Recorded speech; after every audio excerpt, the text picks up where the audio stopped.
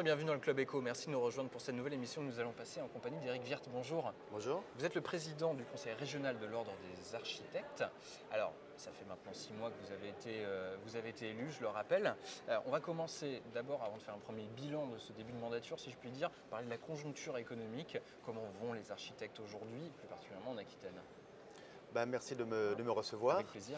La conjoncture, si vous voulez des chiffres qui émanent du ministère du Développement durable, en Aquitaine, entre le 1er janvier 2013 et 1er janvier 2014, c'est plus 39% de mise en chantier de logements. C'est-à-dire que c'est énorme. La deuxième région qui nous suit, ça doit être Poitou-Charentes avec 7%. Ça, c'est un premier chiffre. Le deuxième chiffre, chaque année, on tient des statistiques. Depuis 2006, on a environ 10 à 15 défaillances d'agences d'architecture par an. En janvier et février, on en a 20. C'est-à-dire au lieu d'en avoir une par mois, on en a 10 par mois, c'est-à-dire 10 fois plus. Comment vous expliquez ce paradoxe des mises en chantier qui augmentent et parallèlement des défaillances qui Il y a à la fois des défaillances et plus gravement des architectes qui demandent à être radiés. C'est-à-dire de jeunes agences, des gens de 31, 35, 40 ans qui demandent à être radiés parce qu'ils n'en peuvent plus.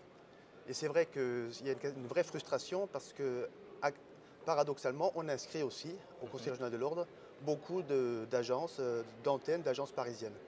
Donc en clair, je reviens sur le discours que je tenais depuis 6 mois, c'est que ces 5 millions de mètres carrés annoncés entre 2000 et 2030, notamment sur l'agglomération bordelaise et sur la Cube, ne profitent pas à la filière locale. Elles profitent aux agences parisiennes. À d'autres agences de l'extérieur, voilà. Et ce discours que je vous tiens, ça concerne les architectes, mais ça concerne également nos amis bureaux d'études et à terme aussi les PME, etc., qui se voient quand même écartés de pas mal de chantiers. Donc c'est un vrai problème sociétal, c'est au-delà de, on va dire, de l'aspect corporatiste de mon métier, c'est quelle société on veut demain. Est-ce qu'on veut effectivement développer le tissu économique local ou est-ce qu'effectivement on veut favoriser ou des grands groupes ou des agences qui viennent faire des coups à Bordeaux. Les collectivités locales doivent changer leur manière de faire les choses? Les collectivités locales, les promoteurs privés, de manière générale, la commandent. L'autre souci qu'on a sur la conjoncture, c'est qu'effectivement, vous le savez, on est en période électorale. Donc beaucoup de projets, effectivement, sont mis en stand-by ou des décisions qui ont du mal à suivre. Donc même ceux qui ont de la commande, ils ont un peu de mal à travailler parce qu'il y a effectivement cette latence liée à ces échéances électorales. D'accord. Alors ça fait à peu près 6 mois maintenant, effectivement, vous êtes devenu président de l'Ordre. Quel bilan peut-on en tirer? Quel bilan tirez-vous vous-même d'ailleurs de ces 6 premiers mois? Moi, le premier bilan que je tire, et ça c'est plus par rapport à l'action du nouveau conseil, c'est que je pense qu'on commence à être entendu de nos confrères. C'est-à-dire quand on avait cette volonté de fédérer, de les alerter, de les motiver, de les aider et de leur demander de se remettre en cause, je pense que ce message commence à être entendu. Parce que justement aussi le conseil prend des positions un peu fortes qui montrent que voilà. Et je crois que ce que les confrères doivent vraiment toujours avoir en tête, c'est que cette notion de confraternité, elle est réelle. Et je pense qu'on a un vrai rôle sociétal à jouer. Beaucoup de gens en sont conscients, mais il faut que nos confrères le soient encore plus et démontrent quotidiennement qui sont les vrais acteurs du cadre de vie. D'accord. Lorsque vous avez été élu, vous avez énoncé quelques lignes directrices assez claires. Transformer les cabinets en entreprises d'architecture, c'est quelque chose qui vous tient à cœur, je sais. Pas travailler d'amour et d'eau fraîche, en d'autres termes. Ça, c'était un des axes. Il y en avait d'autres. Je pense notamment à tout ce qui touche à la question de la rénovation et tout ce qui est lié à l'énergie, évidemment, en disant que ça peut être un marché potentiel important pour les architectes. Il y avait d'autres axes. Travailler sur certains départements, peut-être, qui avaient été un peu laissés de côté. Voilà, là-dessus aussi, est-ce que vous sentez que les choses progressent? Tout à fait, parce qu'effectivement, on a une vraie action envers les départements que vous citiez, puisqu'on était encore la semaine dernière à Agen. On était il y a un mois et en Dordogne et encore au Lot-et-Garonne. Non, pardon, on était dans les Landes la semaine dernière. À Agen, en conseil décentralisé il y a 2 semaines. Voilà. Donc vraiment, on sent vraiment le plaisir qu'ont les confrères à nous rencontrer et à voir qu'on vient les voir. Et l'idée aussi pour nous, effectivement, c'est de les motiver pour avancer dans le bon sens. Le pire pour nous, effectivement, et pour les confrères, c'est l'isolement. Et l'idée pour nous, effectivement, c'est de les fédérer. D'accord. Est-ce qu'ils ont compris, vos confrères, effectivement, qu'il faut structurer une entreprise d'architecture? Oui, ils l'ont compris. C'est un message qui ne leur fait pas toujours plaisir parce qu'effectivement, on leur demande vraiment de se remettre en cause. Oubliez vos vieux schémas et pensez à l'avenir. Ce qu'on leur évoque quotidiennement, c'est que demain, on ne travaillera pas comme aujourd'hui. Et notamment avec les nouveaux outils, qui ne sont que des outils, comme la maquette numérique, dont il faut qu'on s'empare. Donc aujourd'hui, je pense qu'on est un peu en retard par rapport aux industriels, par rapport aux grands groupes. par rapport aux étrangers bien entendu. Donc l'idée, et on travaille là-dessus notamment avec une SPL d'Elan qui s'appelle Domoland. Oui. On va essayer de travailler avec eux sur ce sujet pour qu'on puisse établir des règles et des process propres à notre culture française. Puisque le BIM est un modèle anglo-saxon.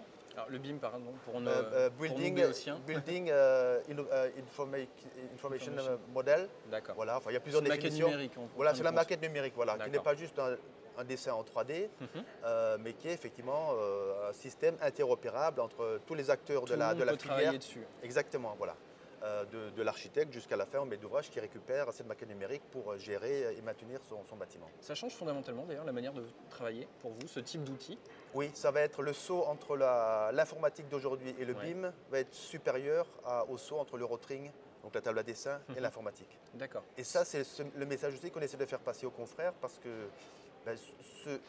ce message, ils ne l'ont pas encore entendu. Il faut y aller. Ah oui, il faut se positionner. De toute façon, le problème, c'est qu'il n'y a pas à dire on est pour, on est contre, il faut y aller. Voilà. D'accord. Mais je le rappelle, ce n'est qu'un outil.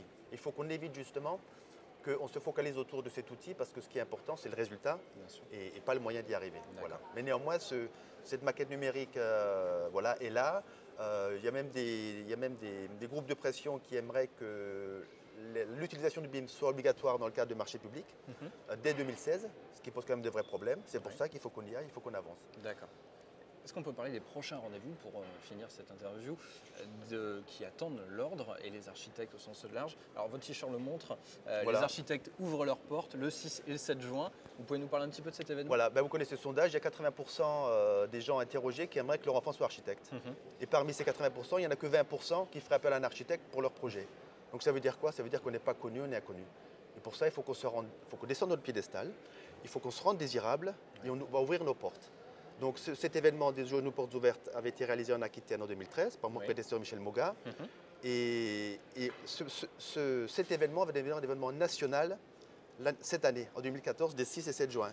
Et c'est piloté par l'Aquitaine, notamment par Julien Vincent, qui est un jeune élu extrêmement dynamique, Sophie Moline, notre chargée de communication, et puis Marlène, Charline, Salomé, etc. Voilà. Mais c'est piloté depuis l'Aquitaine pour l'ensemble de la France. Ça va être un grand événement national auquel sont associés les CAUE, les maisons de l'architecture, les DRAC, le ministère de la Culture. Voilà.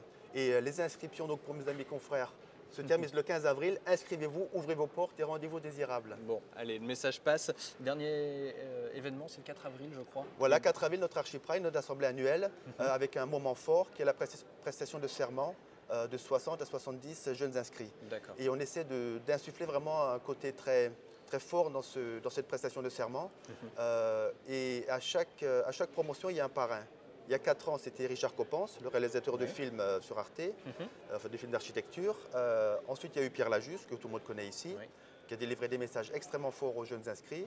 L'année dernière, c'est Thierry Paco, philosophe. Et cette année, élection oblige, c'est un politique.